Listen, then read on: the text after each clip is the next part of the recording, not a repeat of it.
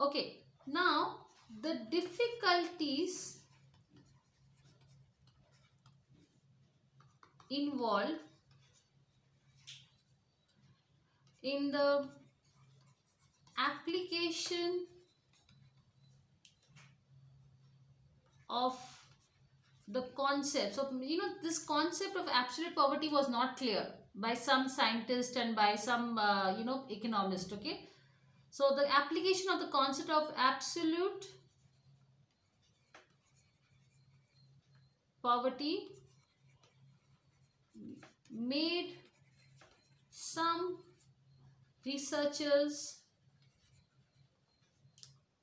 okay, to abandon. So they wanted to completely forget this theory, to abandon the concept of absolute poverty altogether. So they wanted to completely remove this. Okay.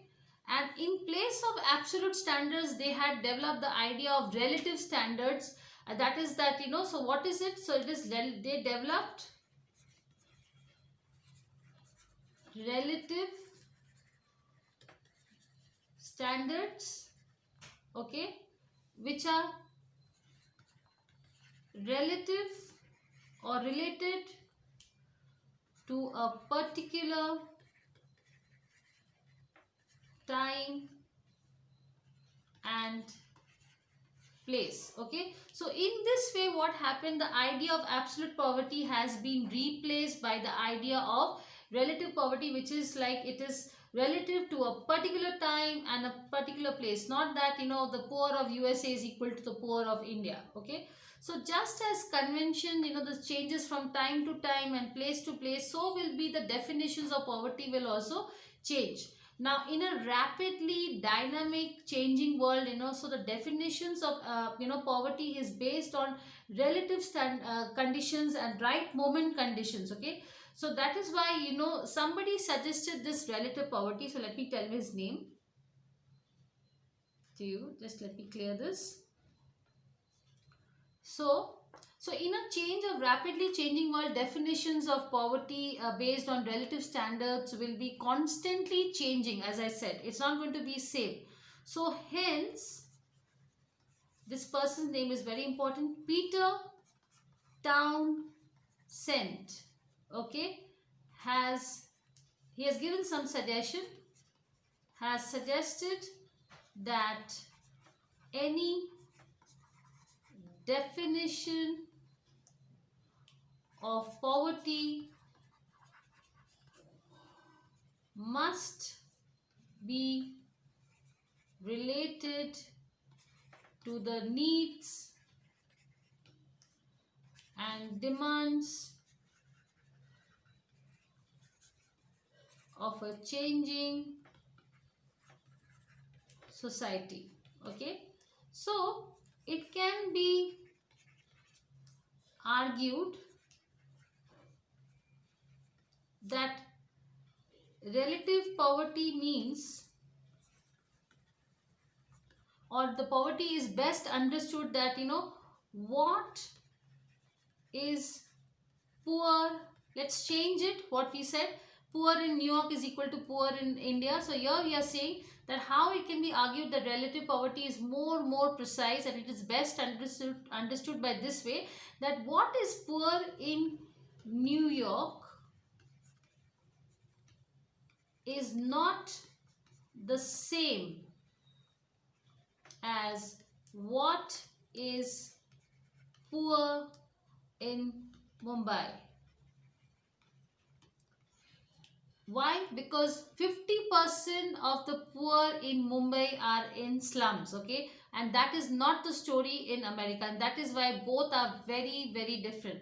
So let me write, because where over 50% of the population live in slums. Okay, so that is why that this is the difference between absolute and relative poverty. And that is why, as I said also when I was defining also, I said that why is the poverty so different, and why absolute poverty is being completely eradicated and a new definition has come, that is relative poverty. Okay, so now we will talk about the poverty lines in India, and there are some estimations and committees related to this. Okay, so let me just rub this. Okay, so poverty lines in India. Okay, so now what is a poverty line? So let me write down here. The poverty line defines a threshold. So how much to this, what is the threshold? It is the last part of the some boundary. Okay, after that the boundary starts. So it's a threshold, it's the last end. So threshold. So threshold, how much can you, the maximum stretch your income. So that is called as threshold. So the poverty line defines a threshold income. That means if this is the boundary, after that you are in the danger zone or you are poor. So households earning below this line or this threshold, below this threshold, are considered poor. Okay, now different countries have different methods of defining the threshold income depending on the local socio-economic needs. Okay, so here in India, let me tell you how poverty is measured. So poverty is measured based on consumer expenditure surveys of the National Sample Survey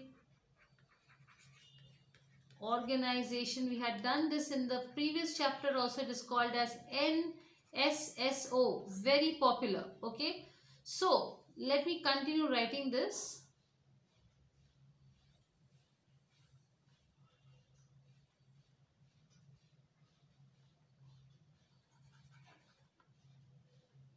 Okay, so here a poor is considered, how it is considered, let me tell you, according to NASSO.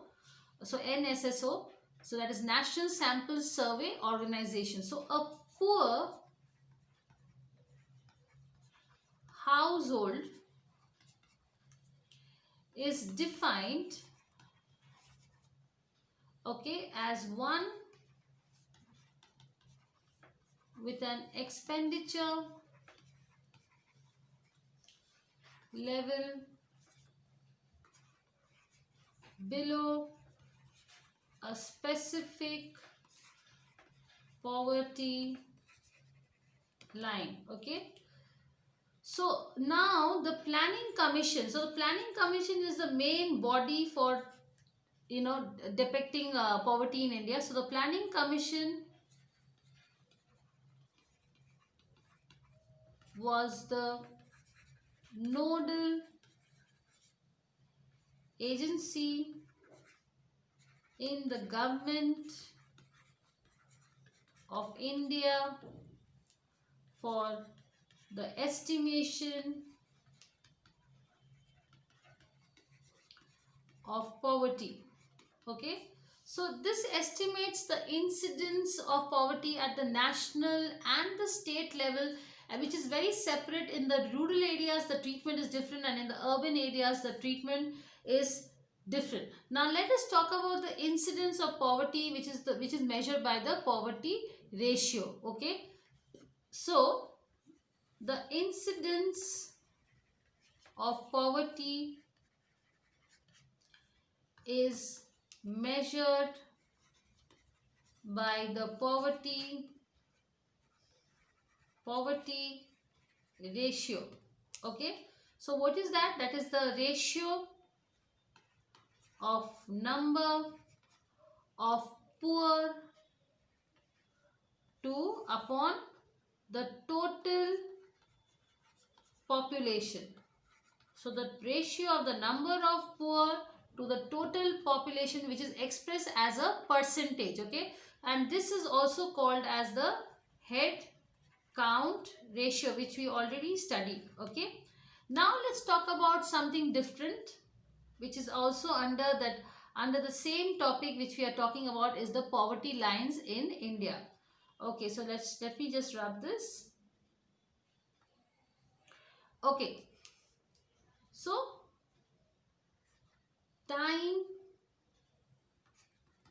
timeline of poverty. So these are very key points of poverty in India. These are the very important questions which will be coming in your exams also. So timeline of poverty estimation in India. Okay, so now there is a history behind this. So let me write that. The first poverty line was created in India by the Earth's, while, very important question, Planning Commission in the mid 1970s. And how was it based? So it was based on a minimum daily requirement of 2400 and 2100 calories for an adult in rural and urban areas.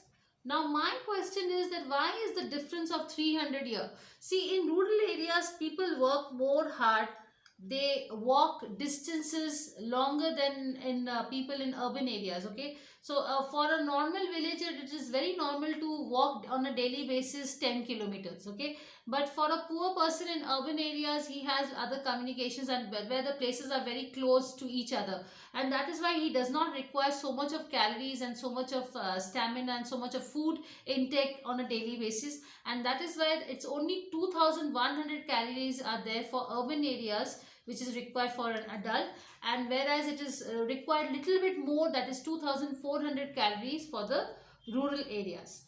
Okay, so this was the first timeline, and as I said, it was the name was Erstwhile Planning Commission, and it was launched in the mid 1970s, and it was based on a minimum daily requirement of 2400 for rural people, for an calories required for an adult, and 2100 was required for urban areas. Now let us talk about the next committee who gave his suggestions on poverty. So let me just clear this.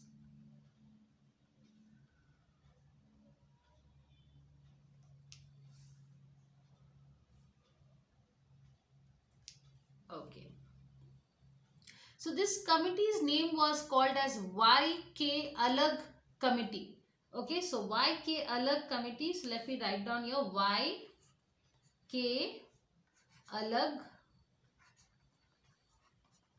Committee.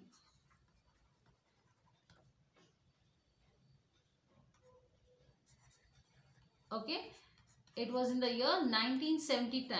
Okay, so in 1979 there was a small history behind it. So a task force constituted by the planning. So there was a task force. This was the first time. It was an experiment done by the Planning Commission. And what was the experiment done? The experiment was done for poverty estimation. So for the purpose of poverty estimation, and which was chaired by YK Alag constructed a poverty line for rural and urban areas on the basis of nutritional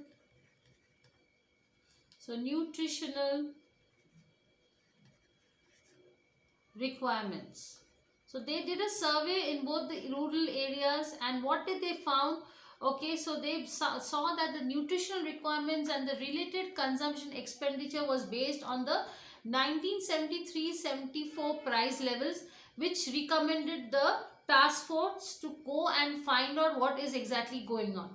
So poverty estimates for the subsequent areas were calculated by adjusting the price level of inflation, because I told you that inflation is also a very important tool to understand the poverty level. Okay, so poverty estimation committees were started from 1979, and now let us have a look of all the committees which we had, okay, one by one. So we'll see the first one.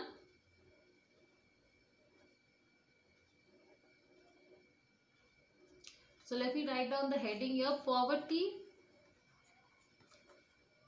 estimation committees in India. Okay. So the first one we will talk about is Lagdo. So or Lagdo or Lakrawala. Okay, so Lakrawala committee.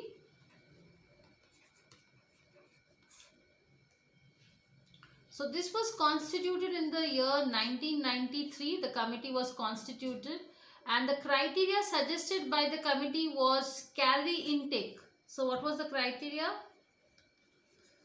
Was calorie intake. Okay, based on consumption and expenditure. Okay, so this was the based on that, and yes, it was started in 1993. Let's see the next one. So let me quickly rub this.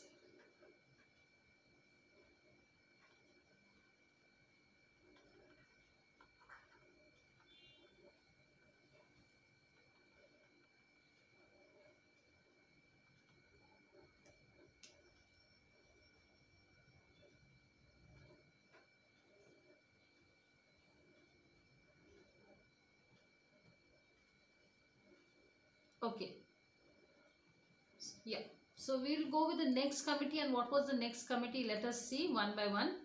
So the next, as I said, was Lakrawala committee, and now we will talk about is very famous economist. Apart from the batsman, there was also one more famous economist also called as Tendulkar. Okay, so Tendulkar committee. In fact, before Sachin Tendulkar, the title Tendulkar, or the surname Tendulkar, was more famous with this famous economist. So this committee was constituted in 2004-2005.